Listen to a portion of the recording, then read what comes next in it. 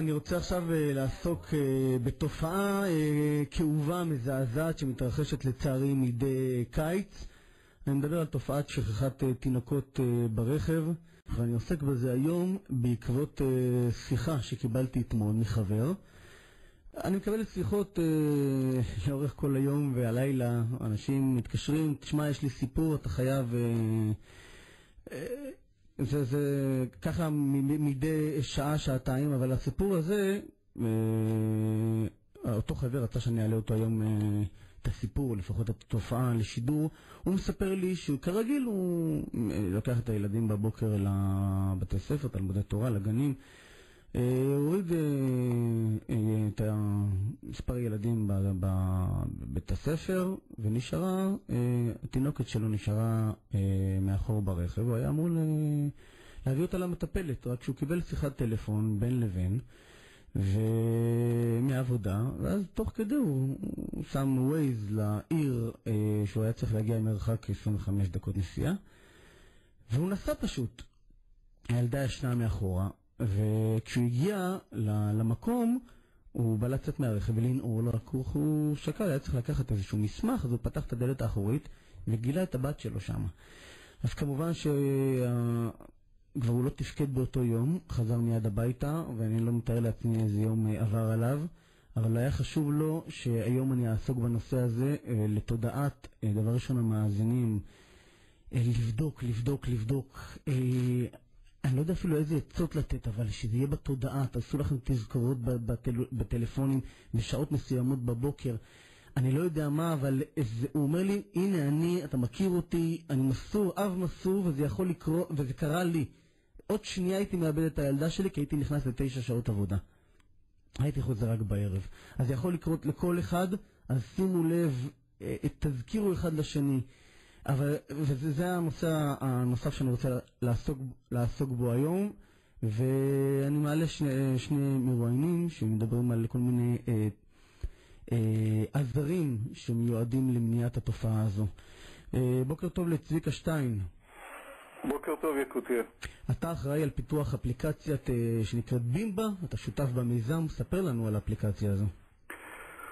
כן, אז בימבה זו אפליקציה שרצה על סמארטפונים, והתפקיד שלה זה לא לשחרר את ההורים מהמחויבות שלהם לדאוג לילדים, אבל לעזור להם, כי כולנו בני אדם, וכמו שאתה סיפרת בסיפור שלך, אנשים שוכחים, ועם כל ההסחות שיש בימינו אלה מעבודה, מטלפונים, אז בעיית השכחה קורית יותר ויותר, ובמקרים מסוימים, כמו המקרה הזה, עלולה להיות גם קטלנית. ומה שבימבה עושה, בימבה בעצם עוזרת למנוע שכחה של ילדים ברכב, והיא עושה את זה בצורה מאוד מאוד יעילה. אוקיי, איך עובדת, בוא תספר לנו איך עובדת האפליקציה. אז האפליקציה, אחרי שהתקנת אותה על הסמארטפון שלך, ברגע שאתה נכנס לרכב,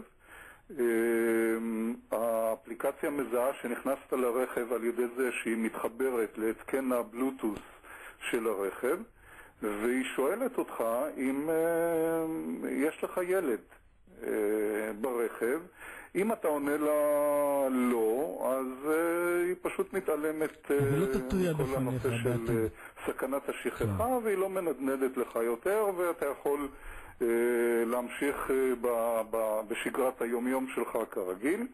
אם אתה אומר לה כן, או שאתה מתעלם או לא עונה בטעות או משהו כזה, בימבה מתייחסת, לוקחת את זה לחומרה ומניחה שיש לך רכב באוטו, ואז היא נדרכת. ברירת המחדל זה כן, שיש ילד ברכב. בדיוק ככה, ברירת המחדל זה שיש ילד ברכב, אלא אם אתה אמרת במפורש שאין לך ילד ברכב.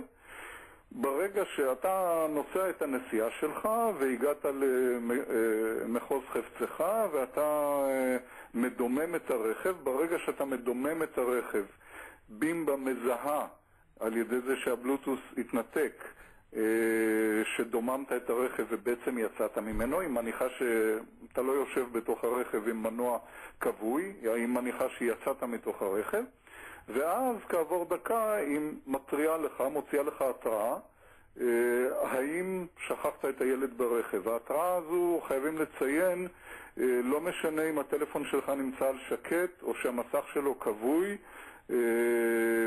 ההתראה הזו תפרוץ למסך ובווליום חזק מאוד, כך שאתה לא תוכל להתעלם ממנה. ואז שוב, אם אתה אומר שלא שכחת, כלומר לקחת את הילד כשיצאת מהרכב, אז הכל בסדר ואתה ממשיך בשגרת יומך. אם במקרה אתה תופס את הראש ואומר וואו, באמת שכחתי את הרכב, את הילד ברכב, אז אתה אומר כן, ואתה כמובן מנסה חוזר להוציא אותו מהרכב. בימבה לא לוקחת שום סיכונים והיא ממשיכה להטריע לך כל דקה. עד שאתה פשוט תכתוב את המילה אין במפורש, שיהיה ברור לתוכנה שלא שכחת את הילד. בדיוק ככה. ואם מה קורה, תשאל מה קורה אם אני לא עונה, או אני מתעלם, כן. או ששכחתי את הטלפון בכלל ברכב, כן, גם זה יכול לקרות.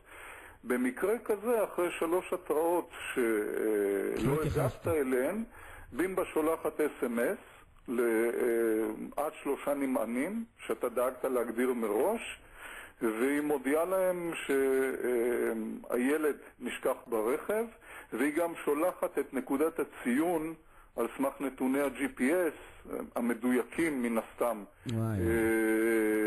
ואז מי שמקבל, אם זו אשתך או שזה הבן או חבר או אבא או מי שלא בחרת כהנאמן שלך לצורך העניין, הוא מקבל את הודעת ה-SMS, ואז הוא יכול פשוט להפעיל תוכנת ניווט שמובילה אותו עד המיקום של הרכב, והוא יכול לחלץ את הרכב. זה ממש שדרוג של המכשירי מצוקה שנמצאים אצל הקשישים בביתם.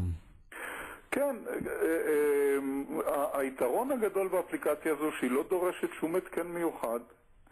אתה לא צריך לסחוב שום מכשיר מיוחד. זו הורדת אפליקציה, ושעלותה אגב? עלותה 15 שקלים. שבהשוואה לדברים שקיימים היום בשוק, אנחנו מדברים על מאות שקלים, עסקתי בזה רבות, לצערי, בכל מיני דברים בשנה האחרונה, וראיתי כל מיני מערכות, מדובר על מאות שקלים ואלפי שקלים. מי שחושב שזה לא יספיק לו, שלא מחזיק טלפון סמארטפון, אז יכול להיעזר בדברים אחרים, אז האפליקציה מאוד, אני חושב שמספיק בהתראה הראשונה, כדי שבן אדם כבר יזכור ויעשה מה שצריך, אפילו לחזור לרכב, לעשות סיבוב, גם אם הוא חושב שלא, אבל לחזור, שוב, לעשות סיבוב, לראות שהוא לא שכח אף ילד ברכב. בהחלט, אבל בימבה לא לקחת שום סיכון, והיא מטריעה 3 פעמים, והדבר הכי חשוב זה ה-SMS שנשלח, כי באמת יכול לקרות מצב שאיבדת את הטלפון, או נפל לך, או ששכחת אותו ברכב, או משהו כזה, ואז בכל מקרה מובטח שמישהו יקבל התראת חירום כזו, שהילד נשכח ברכב. טוב, אז עכשיו, לא על הרבה מוצרים אני יכול לומר, אבל זה מוצר מציל חיים. אני רוצה להודות לך, צביקה שטיין, אחראי על הפיתוח של אפליקציית בימבה ושותף במיזם. תודה. תודה לך, תודה.